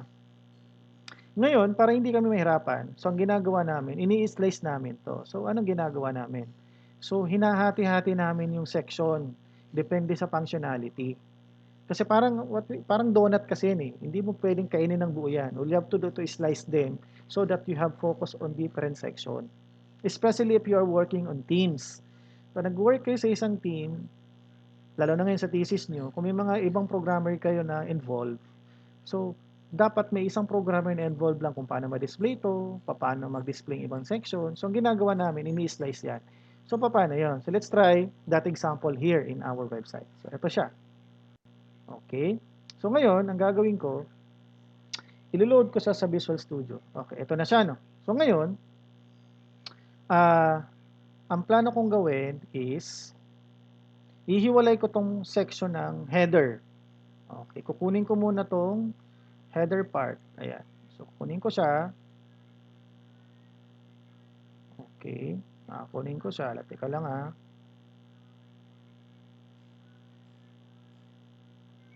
Okay.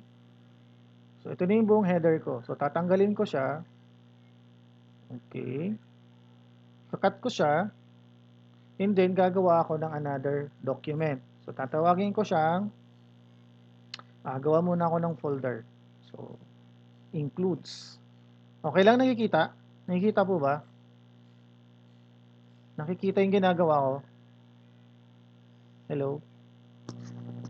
Hello?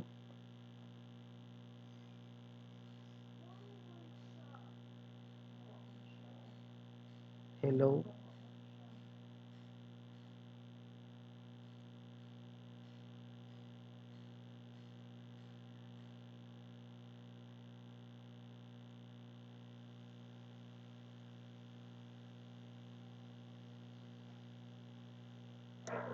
Hello? Napuputol.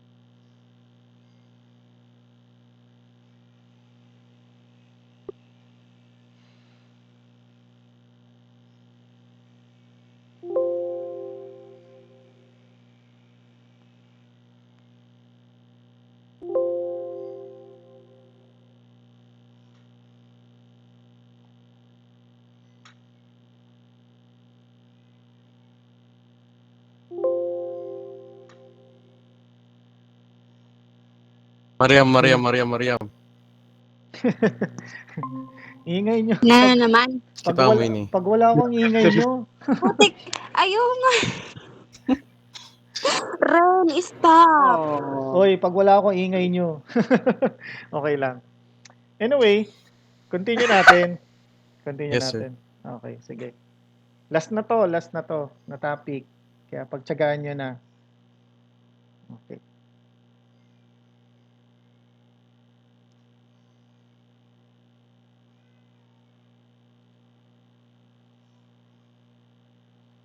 Okay, so as I was saying, meron na ba kanina? Ngayon, meron na bang screen? Sir. Meron ng... Medyo mabagal kasi yung response natin. Wait lang.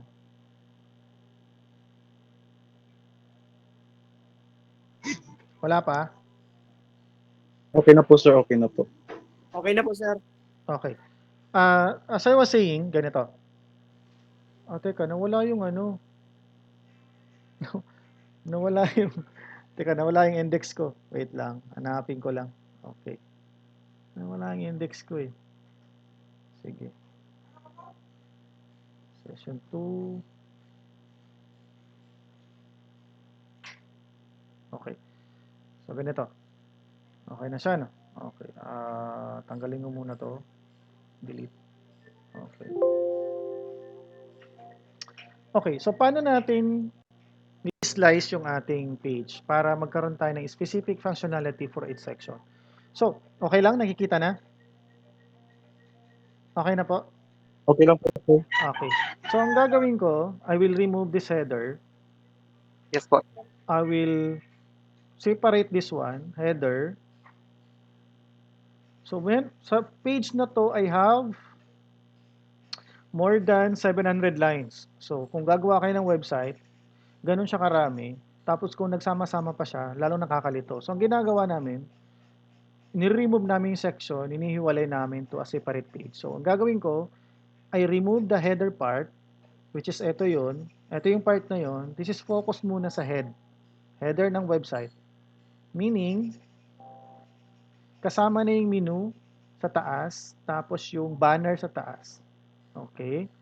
So, ang gagawin ko, remove ko siya. So, cut. Then, I will create a new folder inside my website. Okay, new folder. Tawagin ko siyang include para naka-organize ako. Includes. Sa loob ng includes, gagawa ako ng file. Tatawagin ko siyang header.php. Okay. Now, ipipaste ko siya sa header.php. Ayan.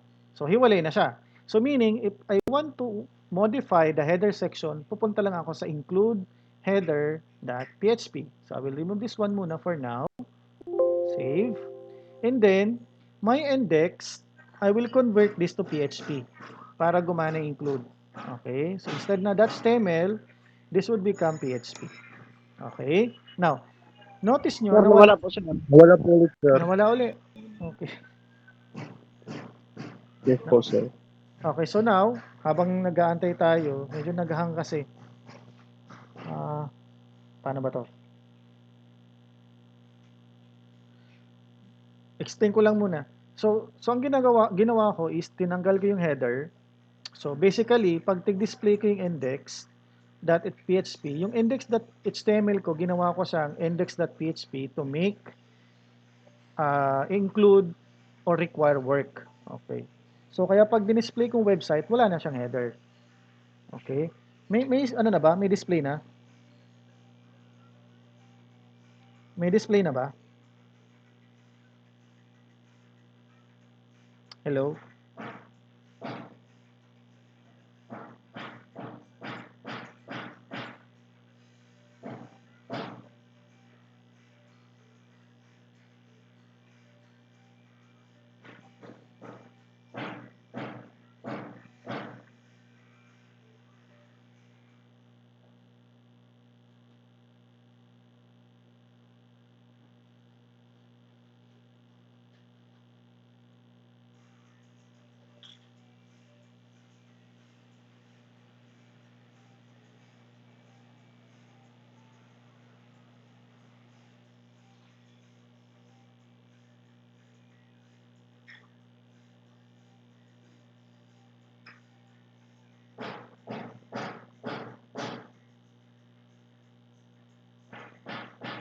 Ay, wara.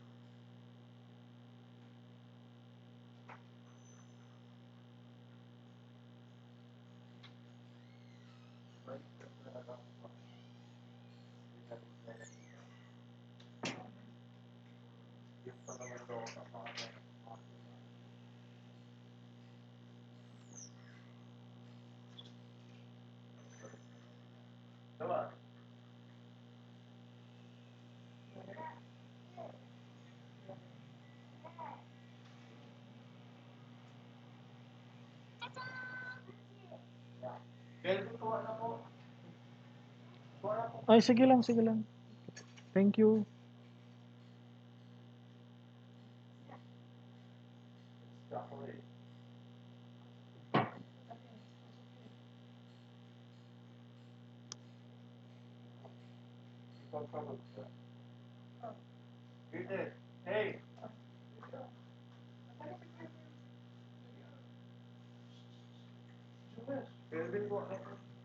Sige, thank you. Thank you. Ano yun? Ano na lang. Ano na lang. Ano na lang. Ano na lang. Thank you. Thank you.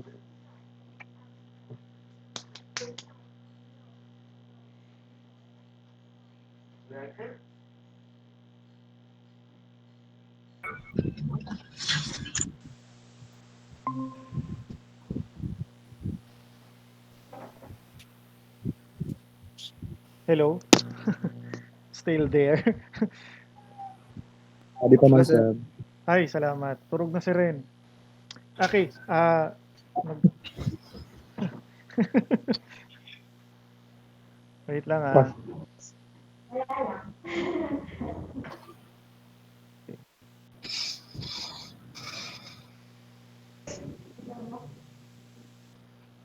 How's my screen sharing? Okay na ba? Okay na ba? Yes, sir. Ay, salamat. Okay. Opo, Sana sir. wala nang delay to. Para matapos agad tayo. Okay. Okay, so what I did, I removed the header part sa section na to. Tapos, nilipat ko siya sa header.php. So, ito yung content ng header.php. Ayan. Yung header mismo. So, nilipat ko lang siya. That's the primary changes made, one of the changes that I made. So, after that, sinit ko sa header.php. Okay. So, close ko siya. And then, yung index.html ko, I changed it to index.php. Okay? Para mag-work yung include. So let us try to display the page without header. Okay? So, ano tayo? Display tayo.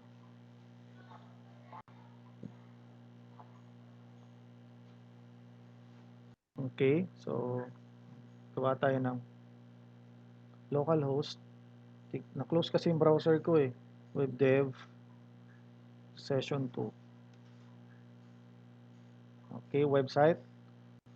Okay, so what will happen to our page is nawala na yung, yeah, nandito pa rin. Di ko ata na save. Let me change that index.php. Okay. Session 2. Ano nangyari? Okay, session 2, new website. Refresh. Okay, so notice nyo wala na siyang header. Nawala na yung kanina sa picture na merong menu, may banner, correct? Tama? Yes, Tama? sir. Okay. Ngayon, what will happen is, hiwalay na siya doon sa main page ko. So, ang gagawin ko sa main page ko, sa index, include ko na lang siya. So, PHP, include. So, susulat ako ng include. Then, you should enclose the create a single quotation or double quotation and write the directory. So, nilagay ko sa include folder. Includes folder. If we try to check our directory, ganito siya. So, dito yung index.php. Hindi ito. Hindi ito yung sorry.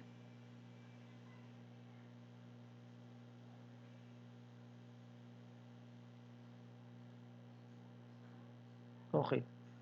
So, if we try to check the directory, ito yung index.php. Nandito yung includes ko na folder. At sa loob niyan, yung ating header.php. Correct? Please confirm kung may display pa. Nakikita? Hello? Hello?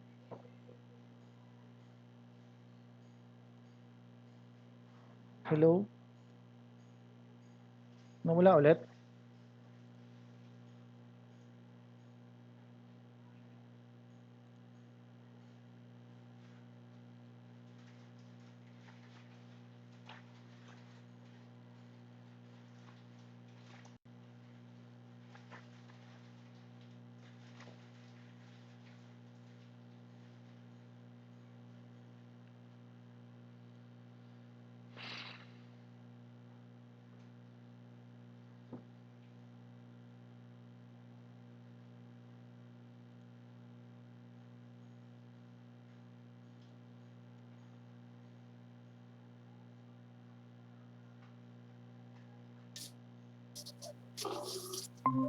Nawala uli ako, no?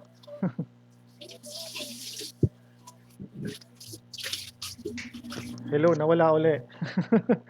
Ay, nako. Mukhang kailangan na nating ano. Okay. So what I did kanina is to remove the header. So yun, nilagay ko sa includes folder. So what will happen is, ganito yung mangyayari.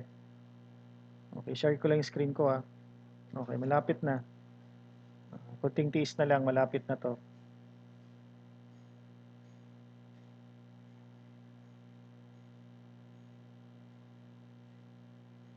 Please confirm kung may nakashare na. Please confirm. Okay na, sir. Okay. So, Okay eto. na po. Okay, thank you. So, ito na ano. What happened is, nilagay ko sa includes yung header.php and para balik ko siya pabalik sa aking page, so ginamit ko yung include at sinundan ko yung directory at header.php. So, after saving that, which means I'm trying to include the file, yung contents ng header.php. So, what will happen is, when I try to render the page again, we are expecting that the file, the header will appear again kasi in-include ko na siya uli. Okay, so nandiyan na siya. Nakuha niyo yung point ng header? Nakuha niyo? Ng include? Nakuha yung point? Hello? Nakuha niyo yung ano, idea ng include? Okay, yes daw. Okay. Yes, sir. So, I'm going to do the same thing with other section of my page. Let's say yung main page. I'm going to get other, let's say, trending area. Okay. Ayan. So, iwalay ko siya ulit. And, gawa uli ako ng new file. Sa includes trending area .php. Okay. Then, I will paste the contents like that. So, this will contain the trending area. Okay. Now, in my index, I will be including again the file. So, PHP again.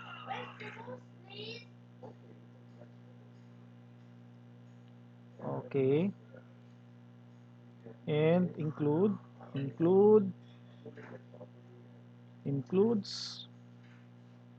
slash trending area .php.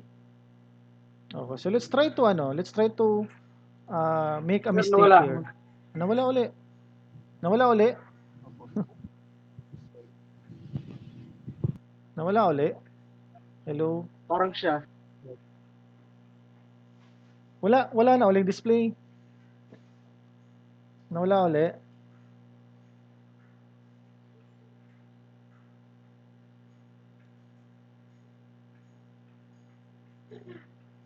Okay, ganito na lang.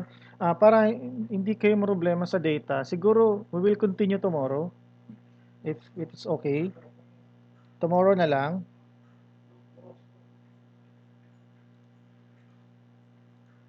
Hello.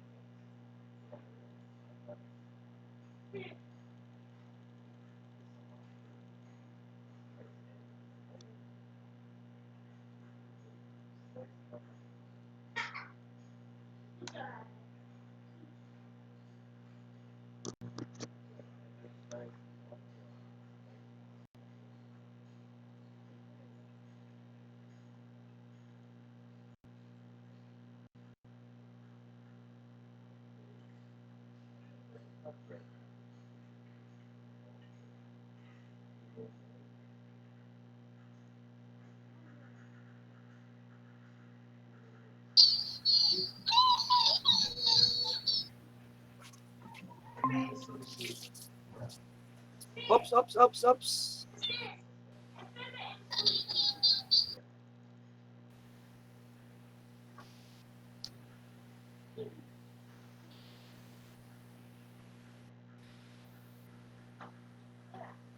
Hello? Okay, ganito. Since paulit-ulit yung nangyayaring interruption sa atin, so siguro, we will make a decision today na siguro bukas continue natin. Pwede ba yun? Okay lang? Yes, sir. Okay, Opo. para hindi na tayo pa ulit-ulit, tapos interrupt na naman. So, magpo-post na lang ako ng link bukas, mga 9:30 ganyan, para ma-continue. Mag-add na rin ako ng bagong topic, ano po. And then, dumating na yung official program sa akin na task sa amin simula Wednesday. Yung recorded video, siguro i-upload ko sa YouTube bukas. Bukas pa kasi mag-render pa siya. Ikakat ko yung mga unwanted interruptions. Siguro ganun na lang. But anyway, we will continue the discussion tomorrow, mga 9. Para dagdagan ko na rin ang topic. So we will continue on functions. Pagkatapos nun, i-try na natin pag-usapan yung paggamit ng databases. Display lang muna. Okay? So yun. So for now, let us say goodbye muna. Tomorrow we'll go back to our online class para ma-continue yung topic. So hopefully,